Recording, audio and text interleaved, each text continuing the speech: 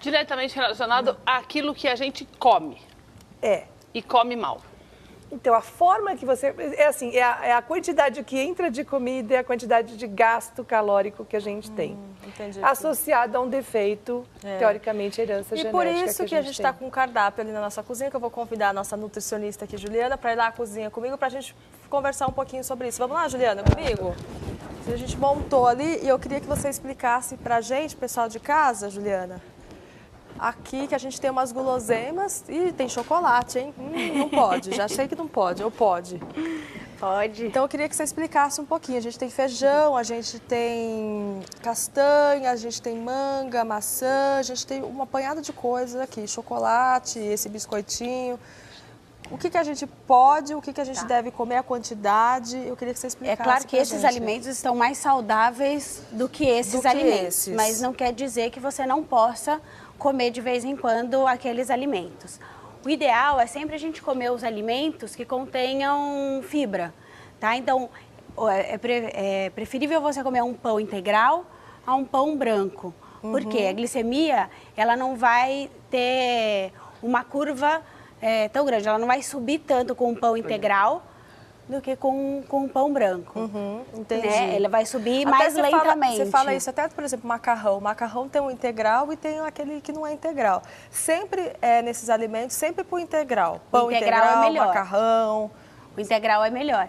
Quando a gente não tem a opção do integral em casa, então o melhor é você juntar algum outro alimento que contenha fibra. Então, como o arroz, se você não vai comer o arroz integral, o ideal é juntar com o feijão, porque o feijão já contém um pouco mais de fibra. Tem a fibra. Isso. E a quantidade, quando você consome, por exemplo, esses alimentos que têm fibras, que são integrais, você pode comer até mais, por exemplo, do que o macarrão normal, tradicional, que não seja você integral? Você pode comer um pouco a mais, mas também tem que tomar cuidado com a quantidade. Não é porque ele é mais saudável ou porque contém fibra que você pode comer... Abusar. Exatamente, comer numa quantidade liberada. A fruta também é muito boa quando é possível a gente comer com a casca, porque na casca é que está a fibra. Então também é bom, mas maçã. a manga, por exemplo, não tem como a gente comer a casca. Então a gente vai comer, por exemplo, de sobremesa do almoço. Por quê? Mas a manga já não tem um pouco de gordura? Não, ela tem um pouco mais de carboidrato. Ela tem um índice glicêmico, como a gente fala, maior. Aí o abacate que tem gordura, né? O abacate que tem gordura.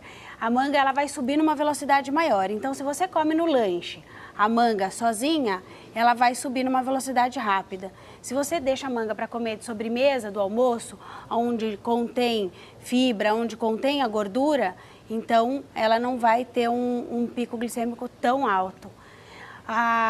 O azeite extra virgem é muito saudável, é antioxidante, assim como melhor as castanhas. Melhor que o óleo, né?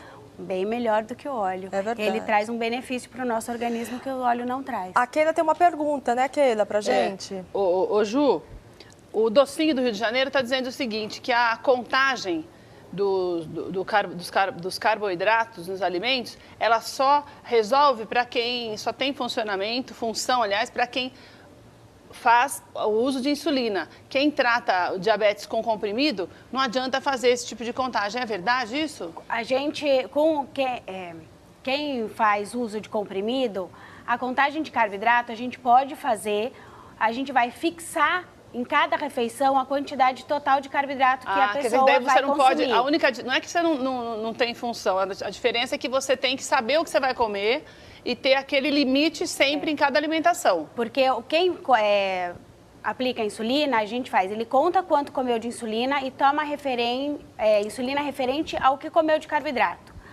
A pessoa que toma o comprimido, tipo 2, né, o diabético tipo 2, ele vai ter fixo naquela refeição tantas gramas de carboidrato. Então, ele pode variar a comida daquela refeição desde que chegue aquela quantidade pré-estabelecida de carboidrato da refeição.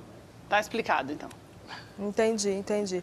Então, aqui, você falou só para finalizar, você tinha falado do azeite, que então é importante usar azeite, não óleo, porque o azeite é mais saudável, né? Isso.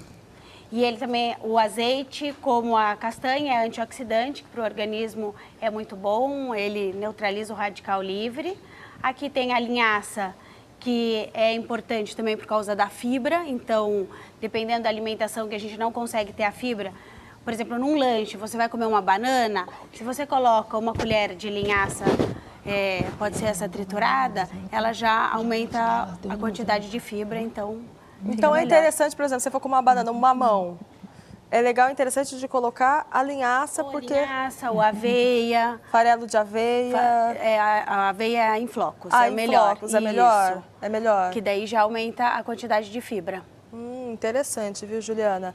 E o errado é o chocolate, né? Porque Não, o chocolate... errado ele não é. Não Você é não errado? pode exagerar. Por exemplo, se você fosse comer, quanto que você comeria? Ó, depende muito isso de cada paciente. Eu não posso falar que, olha, você pode comer tanto. Mas, por exemplo, no meu caso, eu comeria ou uma fileirinha ou... Uma fileirinha, eu indicaria e contaria o carboidrato. Um negocinho desse. Você fala uma fileirinha, por exemplo, num dia? Isso, no dia. E não pode comer todo dia. O ideal é não comer todo dia, não é tão saudável. Mas assim, isso vai de paciente para paciente. Né? Depende, o paciente que chega no consultório comendo uma barra de 200, a gente vai diminuindo aos poucos. Até chegar na fileirinha. Então, agora, mas a não doutora é pediu proibido, uma parte aqui pra... Não é proibido comer o chocolate. Agora, Fala, aquele doutora. chocolate que é o chocolate, aquele 70% cacau, ele não é mais saudável? Você não pode até comer um pouquinho mais do que o chocolate? Ele é mais 70%? saudável, mas ele, Tem dependendo do chocolate da marca, ele vai ter um pouquinho mais de carboidrato. De gordura, Mas né? ele é mais saudável para o organismo. Entendi. E a gente também tem que comparar o chocolate com açúcar e o diet. O chocolate diet, ele tem uma quantidade maior de gordura do que o chocolate com açúcar, o tradicional. Então também tem que tomar cuidado, porque a gordura, depois de 3 a 4 horas, ele também vai subir a glicemia, a gordura vai se transformar em açúcar. Então, a gente tem que tomar cuidado e ver com o médico qual é o melhor. Tá, entendi. Vamos voltar aqui para a sala para a gente conversar Diga, mais doutora, com a que a doutora né, pediu uma parte aqui. Não, eu acho que é importante deixar claro que para nenhuma criança, adolescente, adulto, a gente estimula que coma o pacote inteiro de chocolate. Claro. Uma barra de 100 gramas, por exemplo. Então, assim, Nem quem não tem não diabetes. é porque ela não tem tem. diabetes que ela não pode comer ou que ela pode, né? Existe a associação do que ela precisa de necessidade, toma insulina de acordo com a necessidade dela. Agora, lembrar, se você está acima do peso e nós temos um problema, aí você tem que controlar também a quantidade daquilo que você ingere. Não é só porque você tem diabetes ou que você não tem diabetes. Aí a ideia é que a gente tem que estar controlando balanceado no teu dia a dia. Ô, doutora, só para encerrar, quero só que a senhora me fale se a Niel Braga está fazendo certo. 23 anos, 77 quilos, 1,67 m de altura. Ela fez o teste de glicemia, deu 90. Daí ela diz aqui que ela mudou os hábitos dela, está comendo mais vezes por dia, reduzindo as porções. Está correto? Ela está fazendo o que a gente recomenda. Se Tá você vendo, tem né? a Fique glicemia tranquila. está boa, pelo menos dentro da glicemia está em ordem. Né? Doutora, obrigada pelas suas informações. Tem um e-mail, um site que a senhora pode deixar? Tem, eu acho que assim, uma coisa muito importante para a gente é informar em termos de educação em diabetes. O que a associação faz é isso. Né? Nós temos até um curso chamado Educando Educadores, que vai ter agora em Santos, para profissionais de saúde, lá no dia 7 de junho. Legal. Justamente para poder aproveitar essas pessoas que têm mais experiência em lidar com quem tem diabetes e passar essa informação para outros nutricionistas, que na formação geral você não tem. É verdade. Para médicos, E tem um para... site? Tem um site? O site da associação é www.adj.org.br. Obrigada, Juliana, doutora. quer deixar um site, alguma coisa, um telefone, um e-mail, algum Posso contato? deixar Pode? o meu e-mail, que é jubap, jubap@uol.com.br.